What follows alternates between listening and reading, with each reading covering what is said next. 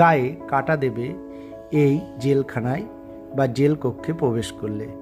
অর্থাৎ এই বিল্ডিংয়েই রাখা হয়েছিল নেতাজি সুভাষচন্দ্র বোস থেকে শুরু করে ডাক্তার বিধানচন্দ্র রায়, দেশবন্ধু চিত্তরঞ্জন দাস, দেশপ্রিয় যতীন্দ্রমোহন সেনগুপ্তর মতো বড় বড় দেশপ্রেমিক স্বাধীনতা সংগ্রামীদের।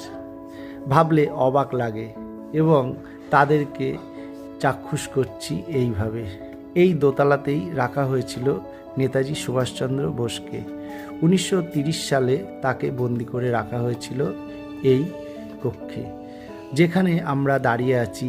হয়তো নেতাজি সুভাষচন্দ্র বসু বা অন্যান্য স্বাধীনতা সংগ্রামীরা এখান দিয়েই হেঁটে বেড়াতেন।